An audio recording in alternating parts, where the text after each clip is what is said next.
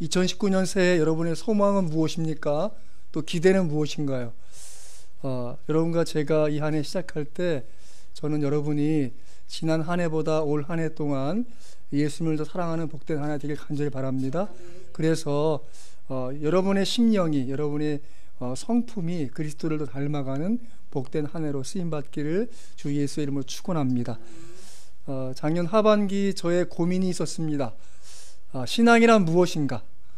왜 신앙생활을 하는 사람들이 어긋난 길로 가게 될까에 대한 생각들을 많이 했습니다. 그 이유는 작년 2018년 8월에 SBS 그것이 알고 싶다 해서 과천에 있는 은혜력 교회와 그 신옥주 목사 그 집단이 행하는 행태를 보고 정말 충격을 받았기 때문입니다. 분명히 예수 그리스도로 시작했지만 그들의 삶은 지금 많이 부서져 있고 망가져 있습니다. 대표적인 사례가 그들이 타작마당이라고 하는 것을 행합니다. 그래서 사람들을 서로 비판하게 하고 그 잘못된 것들을 깨우치도록 서로의 따귀를 때리는 것이 일상화되는 그런 삶을 살고 있음에도 불구하고 그것이 잘못된 것을 생각하지 않고 그 집단에서 나오지 않고 심지어 거기서 말하는 지상 낙원을 이루고자 이 인류 종말이 오면 최후로 피할 곳은 그곳이다 해서 간 곳이 남태평양의 피지란 섬입니다. 제가 피지란 섬을 가봤지만 거기는 자동차로 타면 한 바퀴 도는데 1시간 정도면 충분히 도는 그런 넓지 않은 섬이에요. 그런데 아무튼 그 섬에 한 400여 명이 가 있습니다.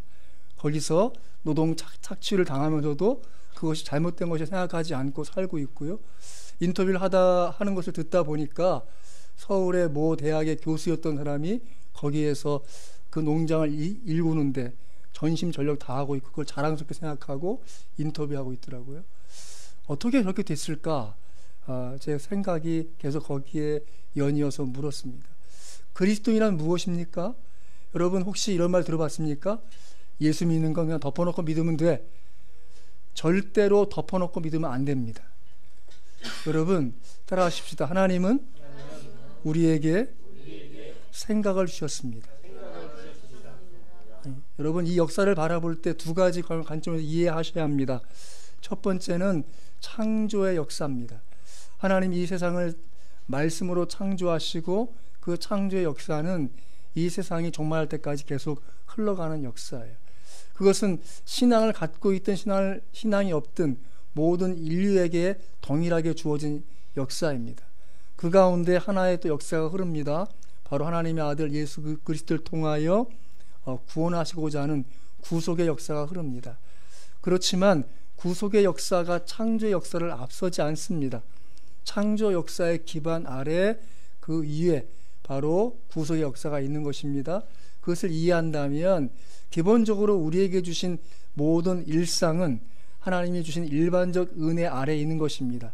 일반적 은혜가 구속의 은혜를 앞서지 않습니다.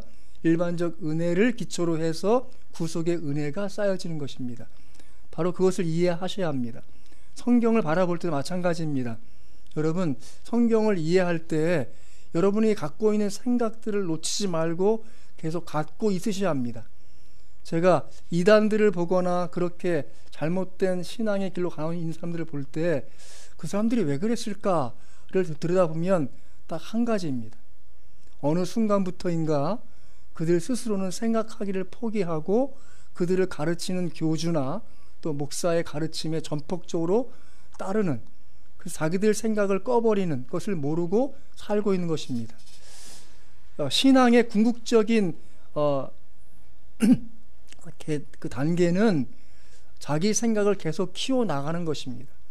하나님은 우리에게 예수 그리스도를 믿었다고 해서 우리가 아무 생각하지 않고 무작정 믿기를 덮어놓고 믿기를 기대하신 분이 아니세요. 우리를 이해시키시고 설득하셔서 우리의 동의와 우리의 전폭적인 전인격적인 응답에 의해서 신앙이 시작되고 신앙이 성숙돼 나가는 것을 기억하십시오. 그거 잊지 마셔야 합니다. 성경을 읽을 때 창세기부터 읽어 나가면서 사람들이 좀 지루하게 여기는 책이 어딘 줄 아십니까? 레위기예요. 레위기 들어가면 도대체 제사가 계속되고 있는데 그게 나하고 무슨 상관이람 하면서 성경 읽기를 포기하기 쉬운 데가 레위기야. 또 무사히 레위기를 넘어가도 그 다음 또 걸리는 데가 어디냐 하면 열왕기 상하. 도대체 왕들이 뭔가를 하고 있는데 뭔 얘기인지 모르겠고 뭔가 실수하고 잘못하고 있는데 왜 내가 이걸 읽어야 되지 싶다가 거길 넘어서서 드디어 잠 잘 오는 장을 만납니다. 역대기입니다. 계속 누가 낳는데 졸려서 더 이상 보고 싶지도 않고 넘어가면 그 다음부터 이제 헤매는 거예요. 도대체 이게 성경의 역사가 뭔지를 모르고 흘러갑니다. 언제나 성경을 읽을 땐 여러분 그 책별로 좀 이해하시는 게 필요해요. 언제나 여러분이 성경을 읽어 나가시면서 그 책의 전체 개관을 좀 이해하시고 주제를 이해하시고 흐름을 이해하시고 그 내용을 좀 이해하시고 들어가시는 건 지혜로운 것입니다. 대부분 다 이단에 빠진 사람들은 성경에 대한 이해가 없이 그 이단의 교주들이 혹은 그 가르친 자들이 가르쳐주는 그 논리와 그 이해를 따라가다가 어느 순간 그들이 스스로 갖고 있는 생각의 스위치를 꺼버려요. 그래서 자기들이 가르친 것만이 최선이고 최고인 것처럼, 그래서 심지어 자기가 아니면 더 이상 성경의 해석의 그 비밀을 다 깨달을 수 없는 것처럼 만들어버립니다. 그 잘못된 것입니다. 기억하십시오. 분별하십시오. 저는 여러분들이 새해를 살면서 여러분의 생각의 스위치를 켜주신 예수님을 잊지 말기 바라요. 예수님 끊임없이 우리가 더 좋은 삶, 더 나은 삶, 더 훌륭한 믿음의 사람이 되기를 원하는 우리의 간절한 열망에 합당한 믿음의 스위치, 생각의 스위치를 켜신 분인 것을 기억하십시오. 오늘 말씀을 읽어보면 이렇습니다. 중요한 말씀은 사도행전 17장 11절입니다. 같이 한번 읽겠습니다. 사도행전 17장 11절 시작.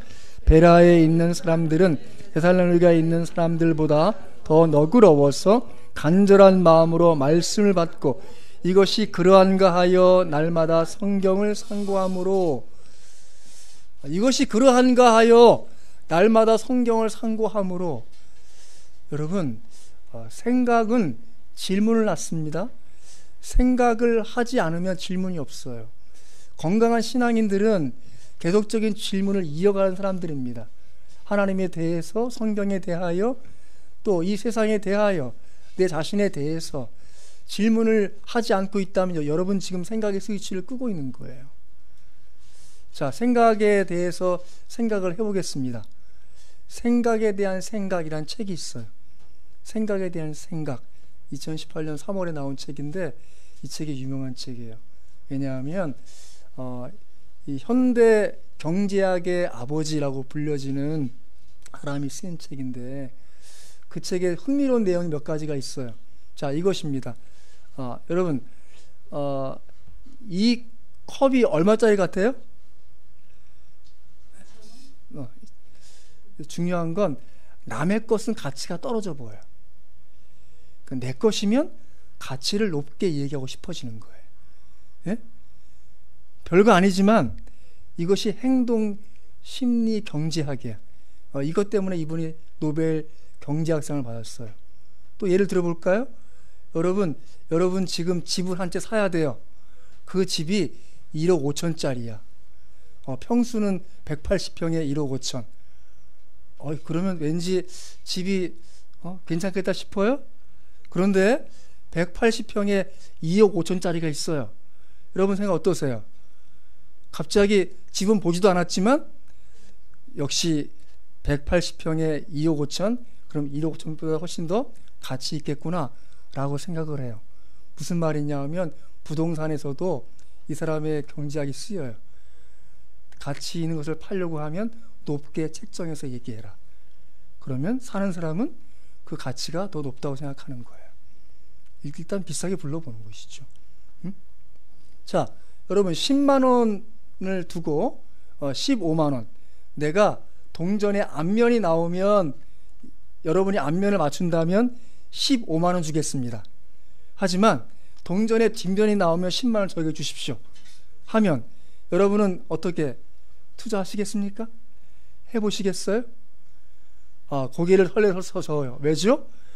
우리 사람은 손실액을 더 크게 생각하는 경향이 있어요.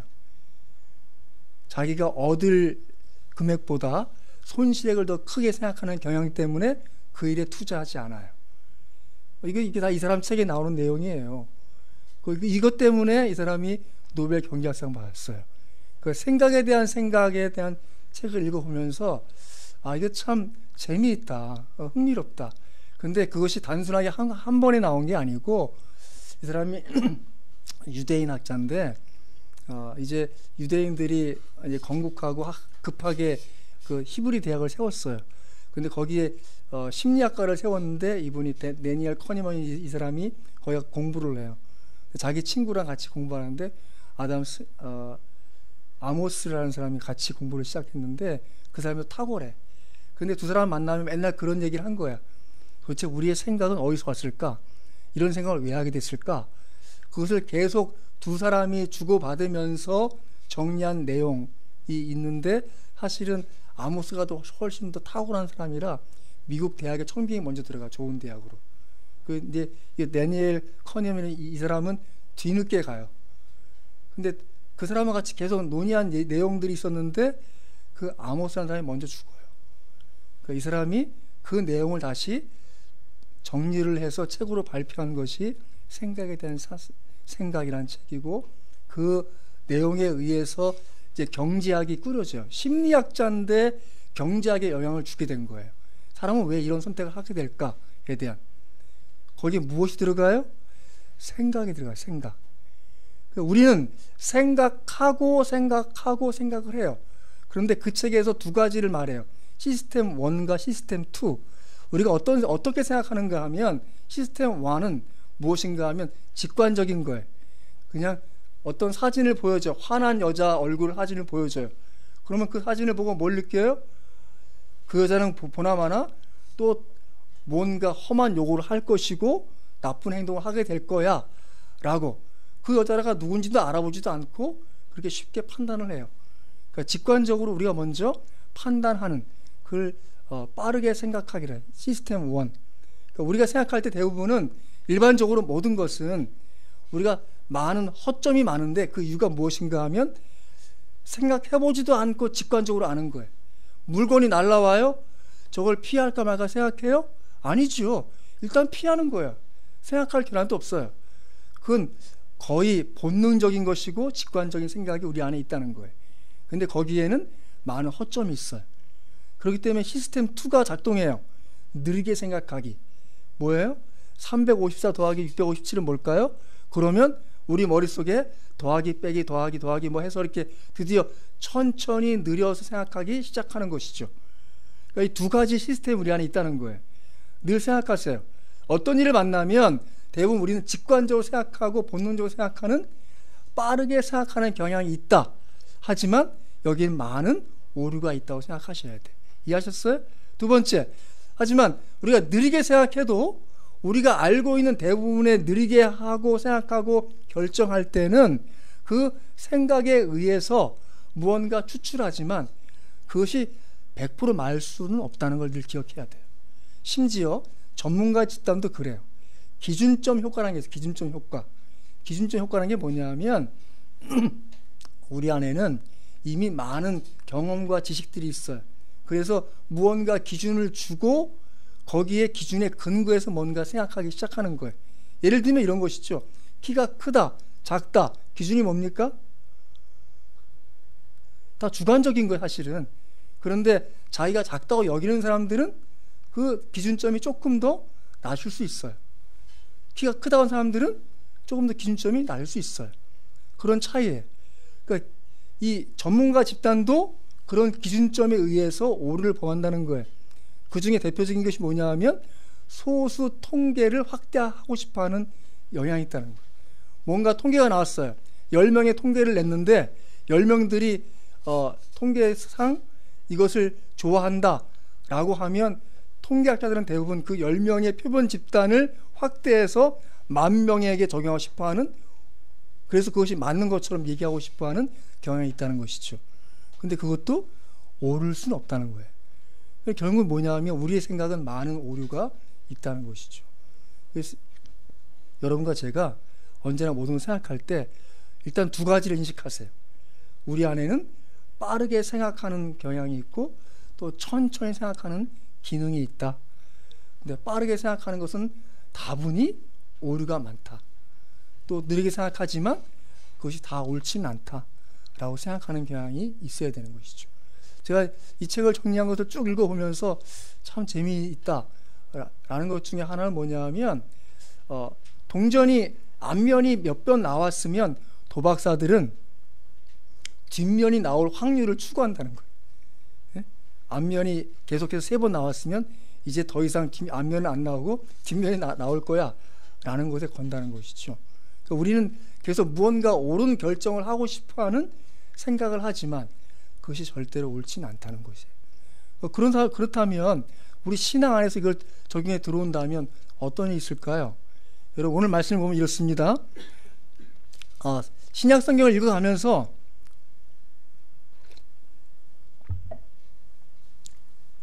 신약 성경을 읽어갈 때 구약처럼 또 졸리기 시작하는 데가 어디냐면 바로 사도행전이에요. 사도행전에 들어가면 어딘가 계속 가고 있는데 이것이 1차 여행인지 2차 여행인지 3차 여행인지 이것이 도대체 전체 흐름이 뭔지 잘 몰라.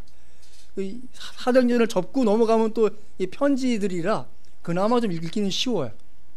일단 정리를 할게요. 사도행전을 총 1장부터 28장까지 내용에서 정리한다면 1장부터 12장까지가 전반부, 13장부터 28장까지가 후반부, 이렇게 이해하시면 편해요. 예? 1장의 대표적인 주인공은 바로 베드로야. 베드로를 통해서 유대인 선교. 그래서 예수께서 말씀하실 때 사도행전 1장 8절에 오직 너에게 성령이 임하시며 너의 권능을 받고 예루살렘과 온 유대와 사마리아와 까지가 1장부터 12장 이해하셨어요? 그리고 땅까지 이르러 내 증인이 되리라 하는 부분이 13장부터 28장에 주도적인 역할을 한 사람은 사도 바울 이렇게 이해하시면 돼. 예? 그 지금 17장이니까 여기 13장부터 28장의 중간에 17장이니까 여기는 사도 바울이 지금 선기를 수해 나가고 있는 장면, 그 중에서도 이미 13장에 1차 선교가 시작되었기 때문에 이쯤이면 2차 선교 여행 하면 맞는 거예요. 2차 선교 여행이 18장까지인데 18장까지 내용에 지금 들어와 있어요. 2차 선교 내용 지도를 보면 여기야. 여기 요 마게도냐 그리스 지역, 여기가 터키, 예? 여기가 아시아 7교회가 있는 지역이라면 여기는 마게도냐에서 여기 데살로니가 바로 그 옆에 지금 있는 지역이 바로 여기 베레아 지역이에요. 베레아. 근데 베레아 사람들은 이라고 시작돼요. 베레아에 있는 사람들은 데살로니가에 있는 사람들보다 더 너그러워서 간절한 마음으로 말씀을 받고 라고 되어 있어요. 근데 개역 한글 성경에서는 이 말씀을 베레아에 있는 사람들은 데살로니가에 있는 사람들보다 더 신사적이어서 라고 개역 한글에는 기록되어 있고요. 오늘 개역 개정에서는 더 너그러워서, 원어적 의미를 보면 그 내용은 성품이 더 좋다는 의미예요. 성품이 더 좋아서의 의미예요. 간절한 마음으로 말씀을 받고, 중요한 건 그 다음에요. 이것이 그러한가 하여. 우리 기독교는 질문 있는 종교예요. 따라하십시다. 우리 기독교는 질문이 있습니다. 그리고 예수님은 답해 주십니다. 잊지 마세요. 여러분 개인적으로 여러분이 신앙이 목사님보다 나 신앙은 낮고 신학도 안 했으니까 목사님 말이 다 옳을 거야 라고 생각하지 마세요. 그렇지 않아요. 저 아닌 다른 목사가 와서 어떤 말을 해도 여러분 마음속에 항상 이 말씀이 살아있어야 돼요.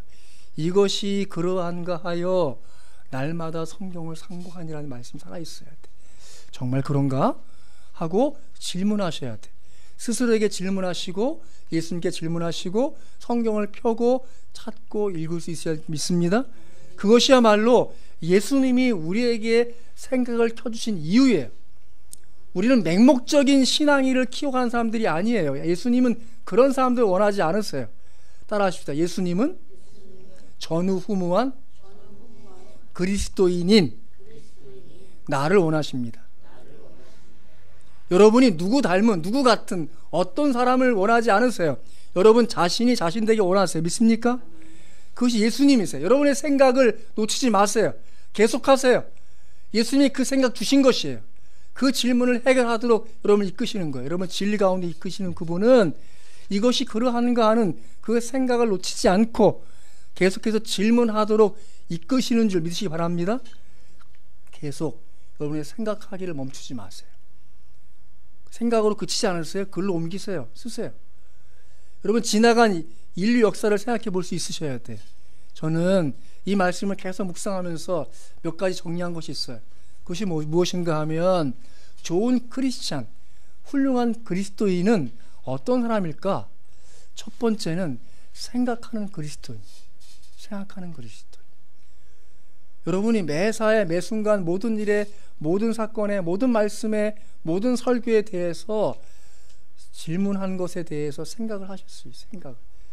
생각하는 것에 대해서 여러분 그것이 그치지 마시고 좀 써보시고 정리해 보시고 나름의 체계를 세울 필요가 있어요. 완벽할 수는 없지만 그것이 정말 귀한 거예요. 여러분 신앙의 역사가 정말 중요한 거예요.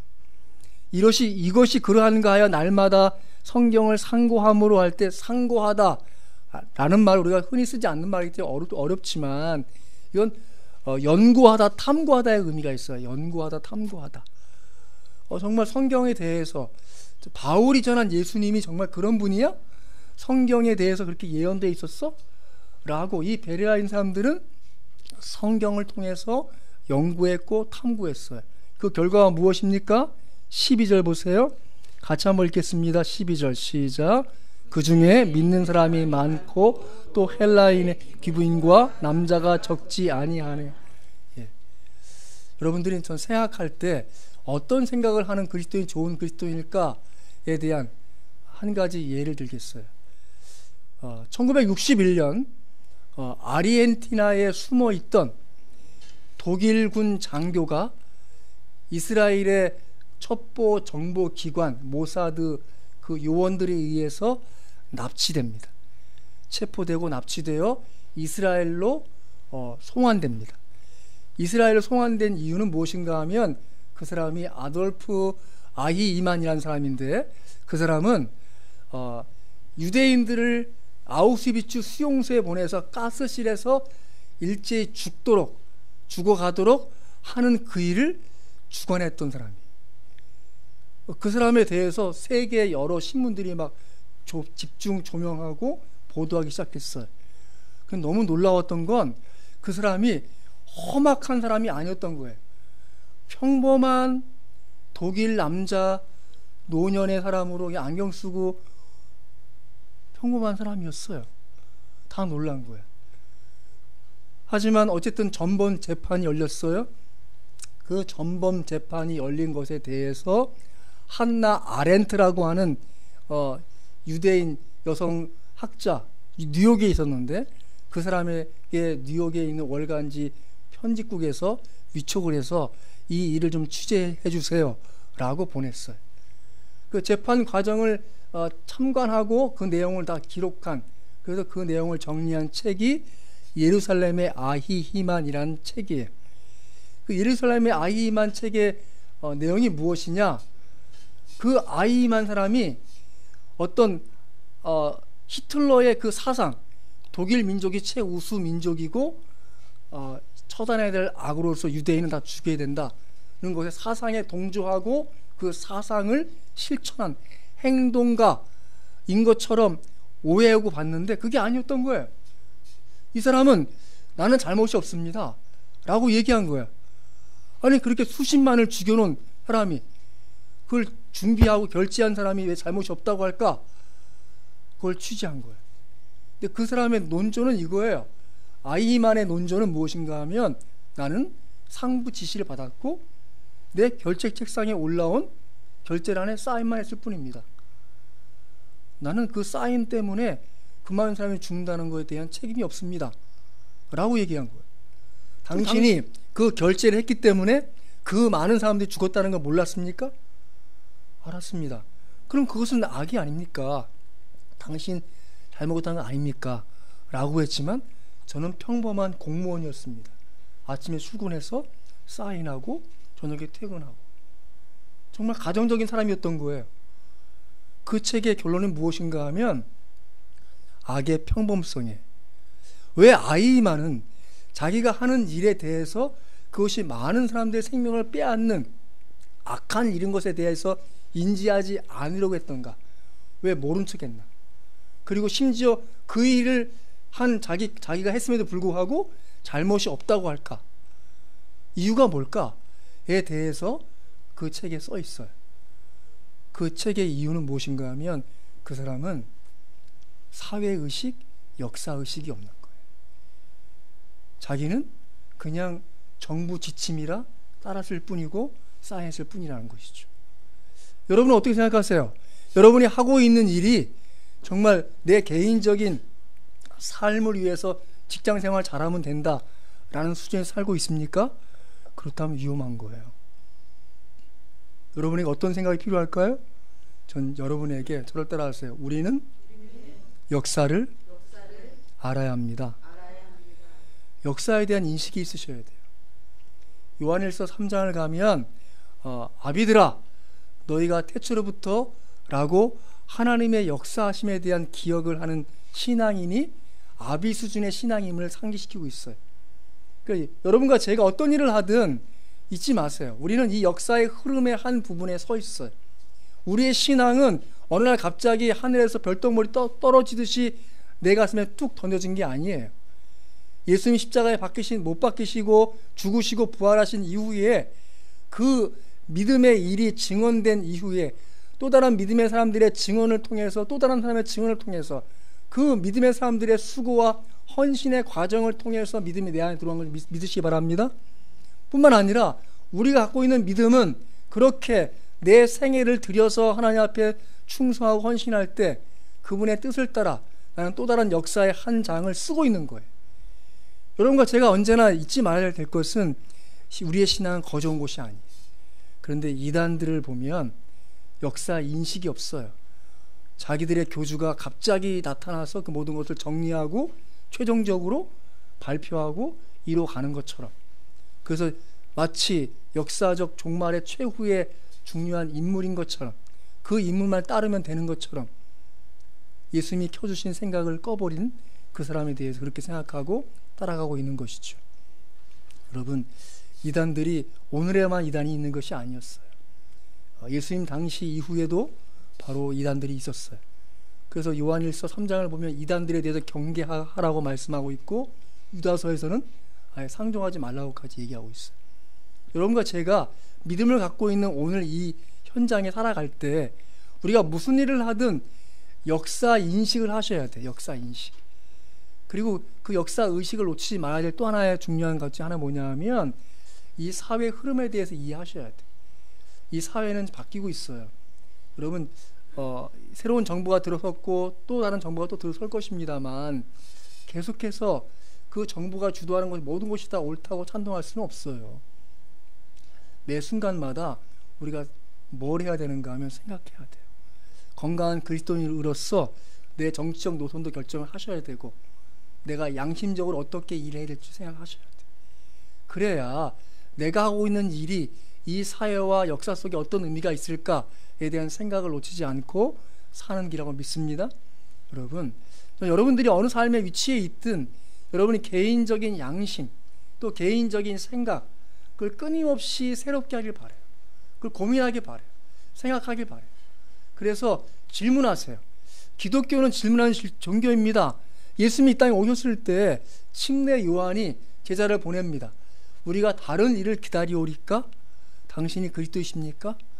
라고 물어요. 예수님도 질문하시는 분이세요. 베드로와 제자들에게 묻습니다. 사람들이 나를 누구라 하더냐? 너희는 나를 누구라 하느냐? 너는 나를 누구라 하느냐? 라고 질문하시고 예수님이 이제 마지막 제자들에게 부활의 만찬을 차려놓고 질문하십니다. 베드로에게 내가 나를 사랑하느냐? 뭐 하시는 거예요? 우리의 생각을 불러일으키시는 거예요. 끊임없이. 제 아들도 마찬가지예요. 예수님이 부활 승천하시기 직전에 사도행전의 시작이 이렇습니다. 제 아들이 묻습니다. 하나님 나라에 임하시는 때가 이때옵니까? 질문해요. 질문. 여러분과 제가 생각이 살아있다는 것을 볼 수 있는 것은 무엇인가 하면 질문하고 있느냐, 질문하지 않고 있느냐. 여러분 질문하는 사람들이십니까? 전 여러분들이 매사에 모든 일에 질문할 수 있는 사람들 되길 바랍니다. 질문하는 용기를 저버리지 마세요. 어떠한 일에든 그것이 마음에 양심에 무언가 걸릴 때 질문하세요. 질문하세요. 그것이 건강한 그리스도인이세요. 그렇게 하셔야 되고, 또 한 가지는 여러분과 제가 주어진 삶의 자리를 기억하세요. 우리는 어쨌든 이 시대를 살고 지나갈 사람들이에요. 하지만 하나님의 역사는 계속적으로 이어져 나가는 거예요. 그분의 구원의 역사는 계속되고요, 그분의 창조 역사는 계속되고 있어요. 우린 그 가운데 주 예수 안에 택함받고 부름받았어요. 그렇기 때문에 우리가 무엇 해야 되는지에 대한 끊임없이 질문하고 거기에 대한 답을 찾아 나가야 할 줄 믿습니다. 2019년 살아나갈 때 여러분이 매사에 매 순간에 이것이 그러한가? 라는 질문을 놓치지 않기 바랍니다. 성경을 대할 때마다, 설교를 들을 때마다 정말 이것이 그러한가? 라는 질문을 놓치지 않기 바라요. 그래서 그래야 살아있는 신앙인이요, 정말 생각하는 그리스도인 될 줄 믿습니다. 전 여러분들이 2019년 한 해 동안 그렇게 생동감이 있는 그리스도인 되시기를 주 예수의 이름으로 축원합니다.